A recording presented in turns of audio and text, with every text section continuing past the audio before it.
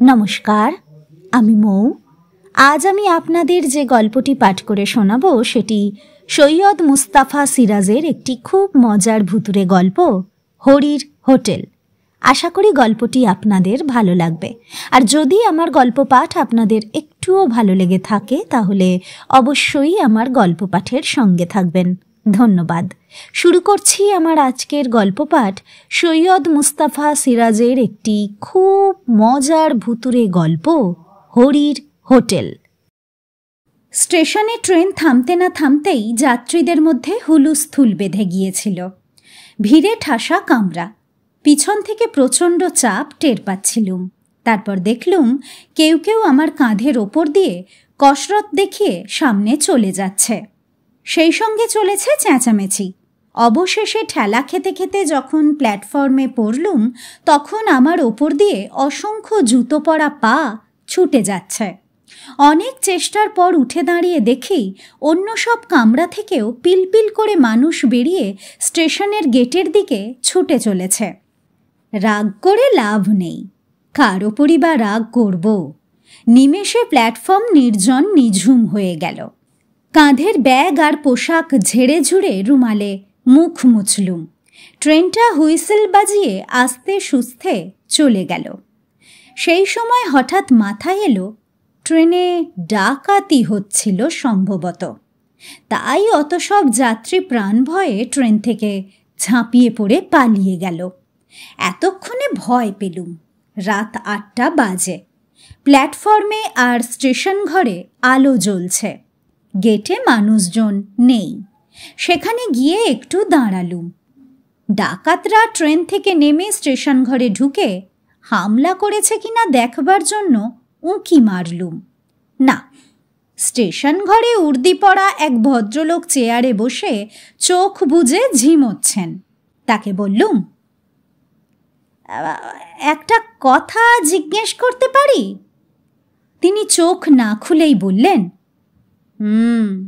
পারেন, তবে আপনার বরাতে হরির হোটেল আছে। অবাক হয়ে বললুম, হরির হোটেল মানে? এ তল্লাটে নতুন এসেছেন, তা যাবেন কোথায়? কাঞ্চনপুর। সেখানে কার বাড়ি যাবেন? একটু বিরক্ত হয়ে বললুম, সেখানে আমার বন্ধুর বাড়ি। রেলকোট পরা ভদ্রলোক এবার চোখ খুলে একটু হেসে বললেন, আপনার বন্ধু আপনাকে এখানকার হাল হদিশ কিছুই জানাননি দেখছি। তা কি আর করবেন, হরির হোটেল এখন আপনার ভবিতব্য।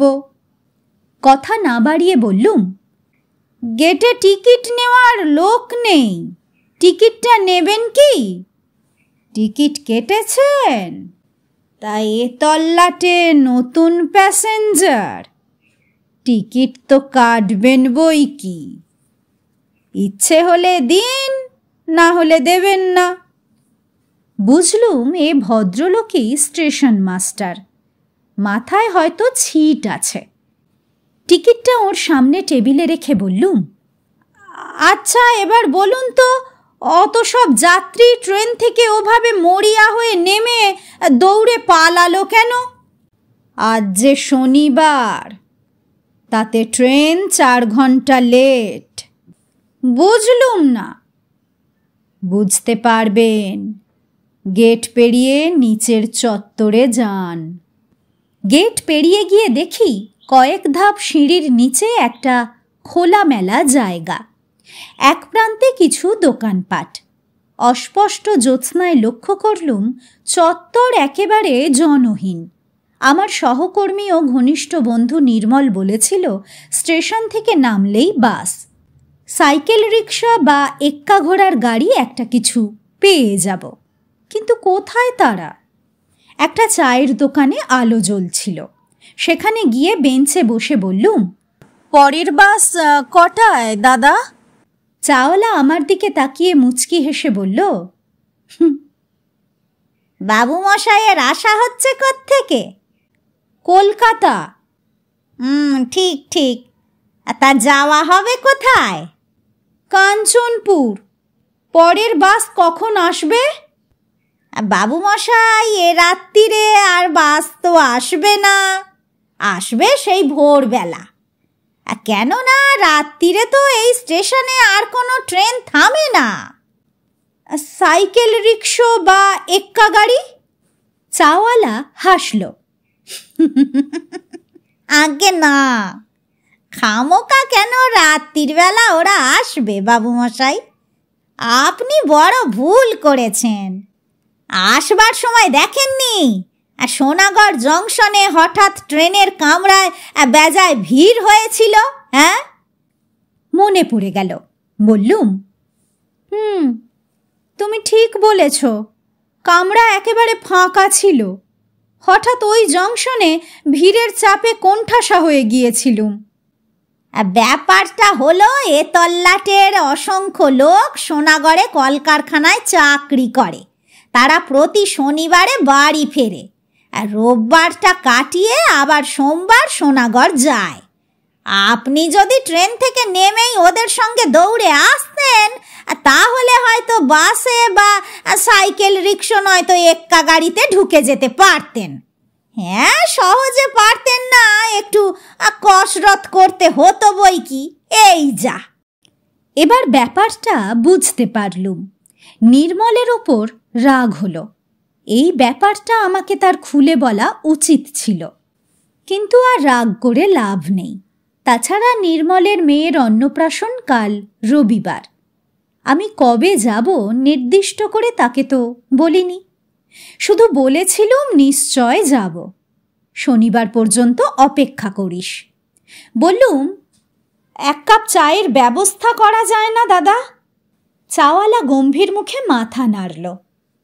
না বাবু মশাই, উনুনে আমার রাতের রান্না শেষ করে জল ঢেলে দিয়েছি, আর চা করার কোনো উপায় নেই। আচ্ছা, এখানে হরির হোটেলটা কোথায়? লোকটা যেন চমকে উঠল। হরির হোটেল? এর আগে কখনো হরির হোটেলে খেয়েছিলেন নাকি? না, আমি এই প্রথম এখানে আসছি। হরির হোটেলের কথা স্টেশন মাস্টারের মুখে শুনলুম। হরির হোটেলে যখন যাওয়ার ইচ্ছে হয়েছে, চলে যান, তবে একটু দেখে শুনে যাবেন, বলে চাওয়ালা আমার মুখের সামনেই দোকানের ঝাঁপ ফেলে দিল। এখানে দেখছি সবই অদ্ভুত, লোকজনও অদ্ভুত। হরির হোটেলে যেতে দেখে শুনে যাব কেন? কিছু বোঝা গেল না।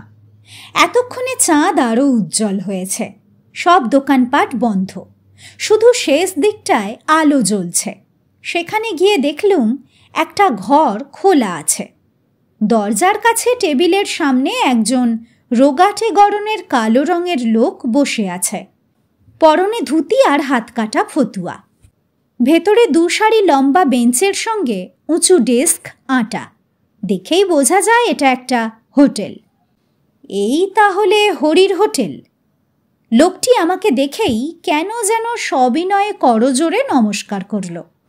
আমিও নমস্কার করে বললুম, এটাই কি হরিবাবুর হোটেল? সে জিভ কেটে মাথা নেড়ে বলল, আজ্ঞে স্যার, দয়া করে আমাকে বাবু বলবেন না, আমি একজন সামান্য লোক। বাইরে টাঙানো সাইনবোর্ড দেখুন, লেখা আছে অন্নপূর্ণা হোটেল, কিন্তু এ তল্লাটে সবাই বলে হরির হোটেল। ঠিক এই সময় আমার মনে পড়ে গেল আজ বেলা 11টায় খেয়েছি, তারপর ট্রেনে বারতিনেক বিষাদ চা, আর একই সময়ে ডাল ভাত মাছের ঝোল মিশ্রিত লোভনীয় খাদ্যের তীব্র ঘ্রাণ আমার বাঙালি পেটে প্রচণ্ড ক্ষুধার উদ্রেক করল। শটান হোটেলে ঢুকে কাছের বেঞ্চে বসলুম। ব্যাগটা একপাশে রেখে বললুম, আমার খুব খিদে পেয়েছে, শিগগির ব্যবস্থা করুন হরিবাবু, ডাল ভাত যা হোক। হরি ডাকল, খেদা, ও ঘেদু, ঘুমলি নাকি?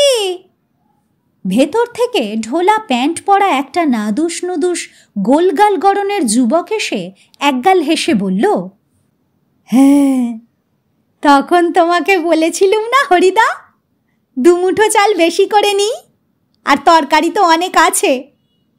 হরি বলল, তাহলে স্যারকে একখানা পুরো মিল দে। কিছুক্ষণের মধ্যে গোগ্রাসে এক থালা ভাত, ডাল, তরকারি, মাছ পরম তৃপ্তিতে খেয়ে ঢেকুর উঠল। হাত মুখ ধুয়ে এবং মুছে বললুম, অপূর্ব, খাসা আপনার হোটেলের রান্না, খেয়ে এমন তৃপ্তি জীবনে পাইনি। হরি বলল, অথচ ব্যাটার ছেলেরা আমার হোটেলের বদনাম রটায়। কি আর বলবো স্যার, আমার নামে থানায় পুলিশের কাছে নালিশ পর্যন্ত করেছিল। যাগ্গে সেসব কথা, আপনি আমার অতিথি, আপনার কাছে দাম আমি নেব না। কিছুতেই হরি মিলের দাম নিল না। অবশেষে বললুম, ঠিক আছে, তাহলে আমাকে রাত্রে থাকার জন্য একটা ঘর ভাড়া দিন। হরি জিভ কেটে বলল, ঘর তো নেই স্যার, আমার হোটেল শুধু খাওয়ার হোটেল, এখানে থাকার ব্যবস্থা নেই। আমি আর খেঁদা ওপরের ঘরে রাত্রির কাটাই, নিচে কি থাকবার জো আছে? নানা উপদ্রবের চোটে অস্থির হতে হবে। কি উপদ্রব হরিবাবু? আমি এই বেঞ্চে শুয়ে রাত কাটাতে পারবো, কোনো উপদ্রব গ্রাহ্য করব না। হরি হাসল, আপনার মাথা খারাপ? হ্যাঁ, কথা বাড়িয়ে লাভ নেই, আমারও খিদে পেয়েছে। তা আপনি যাবেন কোথায়? কাঞ্চনপুর। দিব্যি জ্যোৎস্না রাত্রির, মোটে তো 3 কিলোমিটার রাস্তা, হাঁটতে হাঁটতে চলে যান, কোনো ভয় করবেন না। আমাদের এ তল্লাটে আর যা কিছু থাক, চোর ছিনতাইবাজ ডাকাত নেই। মনের আনন্দে গান গাইতে গাইতে চলে যান। অগত্যা হোটেল থেকে বেরিয়ে আসছি। হরি হঠাৎ ব্যস্তভাবে ডাকল, স্যার শুনুন, স্যার শুনুন। ঘুরে দাঁড়ালুম। সে আমাকে অবাক করে 6টা অ্যান্টাসিড ট্যাবলেট আমার হাতে গুঁজে দিল। বললুম, অ্যান্টাসিড ট্যাবলেট কি হবে? হরি মুচকি হেসে বলল, বাইরের মানুষ, হরির হোটেলে খেয়েছেন, যদি দৈবাত অম্বল হয় টয়, আপনি আমার এ রাত্রিরের একমাত্র খদ্দের স্যার, আপনি আমার সার্টিফিকেটও বটে। বলে সে হোটেলে ফিরে গেল। আমি এতক্ষণে একটু চিন্তায় পড়লুম। খেতে তো সবই সুস্বাদু মনে হচ্ছিল, তাই খেয়েছিও প্রচুর। প্যান্টের বেল্ট ঢিলে করতে হয়েছে, কিন্তু অ্যান্টাসিড কেন? দুধারে মাঠ, নির্জন পিচ রাস্তায় গুনগুন করে সত্যিই মনের আনন্দে গান গাইতে গাইতে হাঁটছিলুম। জ্যোৎস্নায় চারদিক বেশ স্পষ্ট। কিছু দূর চলার পর মনে হলো পেট বেজায় ওজনদার হয়ে উঠছে। তখন 2টো অ্যান্টাসিড ট্যাবলেট মুখে পুরে চুষতে থাকলুম। আরও কিছু দূর হাঁটার পর পেটের ওজন কমছে মনে হলো। সেই সময় নেহাত খেয়াল বসে একবার পিছু ফিরে দেখি আমার পিছনে কেউ হেঁটে আসছে। একজন সঙ্গী পাওয়া গেল ভেবে দাঁড়িয়ে গেলুম। অমনি সেই লোকটাও দাঁড়িয়ে গেল। বললুম, কে? কোনো সাড়া এলো না। একটু ভয় পেলুম। ছিনতাইবাজ বা ডাকাত নয় তো? চলার গতি বাড়ালুম। তারপর এক অদ্ভুত ঘটনা লক্ষ্য করলুম। যতবার পিছনে তাকাচ্ছি দেখছি জ্যোৎস্নায় কালো রঙের মূর্তির সংখ্যা বেড়ে যাচ্ছে। রাস্তার দুপাশে মাঠ থেকে 1-2 করে আরও লোক এসে সেই ছায়া মিছিলকে বাড়িয়ে তুলছে। অবশেষে ঘুরে দাঁড়িয়ে চেঁচামেচি করে বললুম, তোমরা যেই হও, আমার কাছে ডাকাতি করার মতো মালকড়ি নেই। বন্ধুর মেয়ের অন্নপ্রাশনে উপহার দিতে কিছু পুতুল আর জামা কিনেছি। নগদ টাকা কড়ি যা আছে তা তোমরা কেড়ে নিয়ে ভাগাভাগি করলে প্রত্যেকে একটা আধুলির বেশি পাবে না, কাজেই তোমরা কেটে পড়ো। হ্যাঁ। আশ্চর্য ব্যাপার, কালো কালো মানুষের দল স্থির হয়ে দাঁড়িয়ে আছে। তারপর আবার কিছুটা হেঁটে গিয়ে ঘুরে দেখি তারা সমান দূরত্বে আমাকে অনুসরণ করছে। এরা কারা? অজানা ত্রাসে শিউরে উঠলুম। সাহস দেখিয়ে খুব চেঁচিয়ে বললুম, সাবধান, আমার কাছে রিভলভার আছে, আমি কিন্তু পুলিশের লোক, গুলি করে মুন্ডু উড়িয়ে দেব। কিন্তু এই হুমকিতেও কাজ হলো না। আমি যত দ্রুত হাঁটছি তারা একই দূরত্বে নিঃশব্দে হেঁটে আসছে। আমি থমকে দাঁড়ালে তারাও দাঁড়িয়ে যাচ্ছে। এই অদ্ভুত মায়াকালো মিছিল পিছনে নিয়ে হেঁটে চলা সহজ ছিল না। আমার গলা তৃষ্ণায় শুকিয়ে গেছে, সঙ্গে জলের বোতল নেই, এমনকি একটা টর্চও আনিনি। আতঙ্কে দিশেহারা হয়ে আমি দৌড়তে শুরু করলুম। দৌড়তে দৌড়তে যতবার পিছু ফিরে তাকাচ্ছি সেই বিভীষিকারা আমাকে অনুসরণ করছে। কিছুক্ষণ পরে সামনে ঘন কালো গাছপালার ফাঁকে রাস্তার ধারে একটা মন্দির দেখতে পেলুম। মন্দিরের উঁচু খোলা চত্বরে কারা বসে কথা বলছিল। আমি দৌড়ে গিয়ে সেখানে দাঁড়াতেই লোকগুলো হইচই করে উঠল। কে কে কে কে? হাঁপাতে হাঁপাতে বললুম, আমি। কেউ ধমকে বলল, আমি কে? আগে আগে আমি আমি আমি কলকাতা থেকে আসছি, যাব কাঞ্চনপুর। বাস ফেল করে বড় বিপদে পড়েছি। একজন বলল, তাই বলুন, তা বিপদটা কি? একদল কালো কালো লোক আমাকে ফলো করে আসছে। সর্বনাশ! আপনি কি হরির হোটেলে খেয়েছেন? হ্যাঁ, খেয়েছি, বড্ড খিদে পেয়েছিল। অমনি আবার হইচই পড়ে গেল। ওরে, এ হরির হোটেলে খেয়েছে রে! কি সর্বনাশ!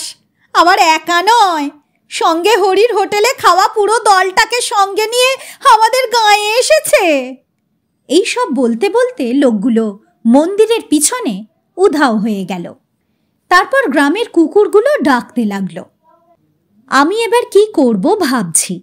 সেই সময় দেখলুম উঁচু চত্বরের পাশে একজন লোক দাঁড়িয়ে আছে। বললুম, দেখুন তো মশাই, কি অদ্ভুত ব্যাপার! বিপদে পড়ে এখানে ছুটে এলুম, অথচ ওরা অমন করে পালিয়ে গেলেন। লোকটি খিকখিক করে হেসে বলল, পালাবাড়ি কথা। আপনি হরির হোটেলে খেয়েছেন কি না? করুণ স্বরে বললুম, কেন? হরির হোটেলে খেলে কি হয়? যে খায় সে ভেদ বমি করে টসে যায়। আমি কিন্তু টেসে যাইনি। হরিবাবু আমাকে অ্যান্টাসিড দিয়েছিলেন, দুটো খেয়েছি। দুটোতে কাজ হয় না মশাই। এখনো আপনার পেটে হরির হোটেলের ভাত আছে তো, তারই গন্ধে যত গন্ডগোল বেঁধেছে। কারা আপনাকে ফলো করেছে বলছিলেন যেন? হ্যাঁ, একজন দুজন করে অন্তত 30-40 জন হবে। জ্যোৎস্নায় সব কালো কালো মূর্তি। তারা হরির হোটেলে খেয়ে টেসে গেছে। কথায় বলে, স্বভাব যায় না মোলে। হরির রান্নাটা যে সুস্বাদু, সেই লোভে পড়ে পেট পুড়ে খেলেই কেলেঙ্কারি। ওরা ভেদ বমি করে টেসে গিয়েছে বটে, কিন্তু লোভটা যায়নি। আপনার পেট থেকে হরির সুস্বাদু রান্নার গন্ধ টের পেয়েই ওরা আপনার পিছু নিয়েছে।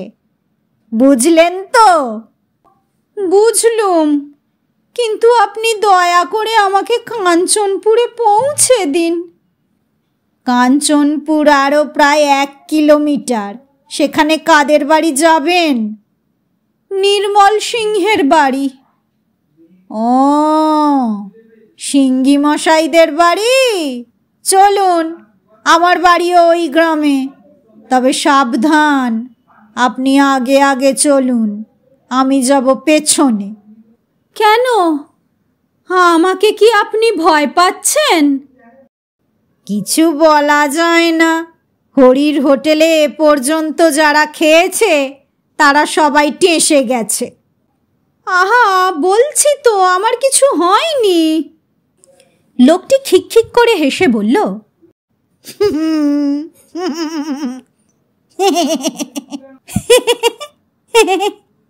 টাটকা টেসে যাওয়া বডি তো, তাই প্রথম প্রথম কিছু টের পাওয়া যায় না।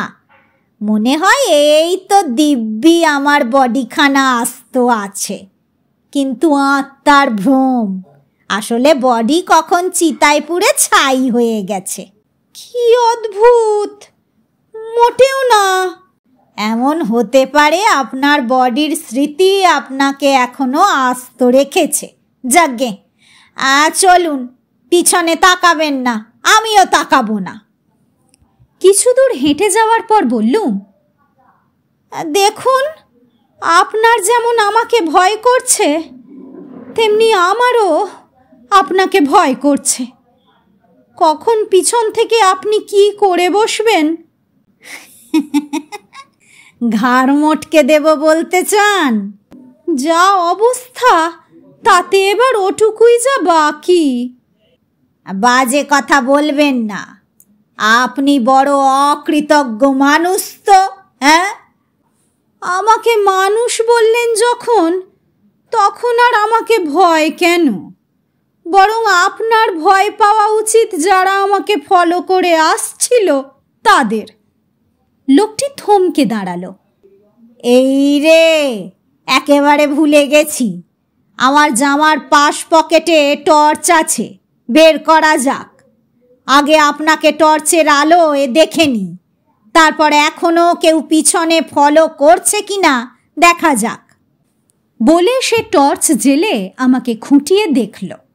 তারপর ঘুরে দাঁড়িয়ে পিছনের দিকে টর্চের আলো ফেলল। কয়েক মুহূর্তের জন্যে সেই আলোয় দেখলুম এক দঙ্গল আস্ত কঙ্কাল ছিটকে দুধারে গাছপালার মধ্যে লুকিয়ে পড়ল। আর লোকটাও সেই দৃশ্য দেখে প্রচণ্ড বেগে দৌড়ে কোথাও উধাও হয়ে গেল। আমার সৌভাগ্য, তার হাত থেকে জ্বলন্ত টর্চটা ছিটকে পড়েছিল। সেটা আমি কুড়িয়ে নির্ভয়ে এবার নিয়ে হেঁটে চললুম। মাঝে মাঝে পিছু ফিরে টর্চের আলো ফেলছিলুম, কিন্তু আর কেউ আমাকে অনুসরণ করছিল না। বেশ কিছুক্ষণ চলার পর রাস্তায় বাঁকের মুখে মোটর সাইকেলের উজ্জ্বল আলো দেখা গেল। তারপর মোটর সাইকেলটা আমার কাছে এসে থেমে গেল। নির্মলের সাড়া পাওয়া গেল।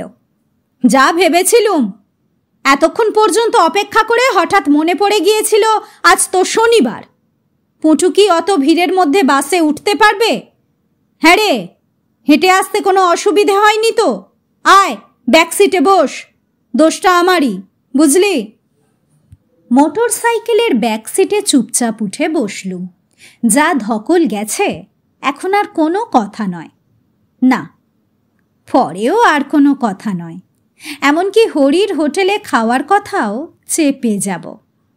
হরির দেওয়া অ্যান্টাসিডের ট্যাবলেট দেখিয়ে বলবো, রাতে কিছু খাবো না, পেটের অবস্থা ভালো না। তাছাড়া আমি হরির হোটেলে খেয়ে এসেছি শুনলে নির্মল নির্ঘাত আমাকে ফেলে পালানোর চেষ্টা করবে। তার মানে মোটর সাইকেলের অ্যাক্সিডেন্ট এবং আমি নিজেই ভূত হয়ে যাব। সর্বনাশ!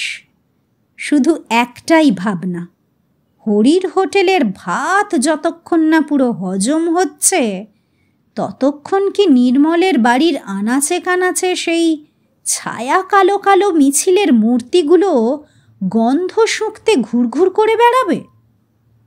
দেখা যাক।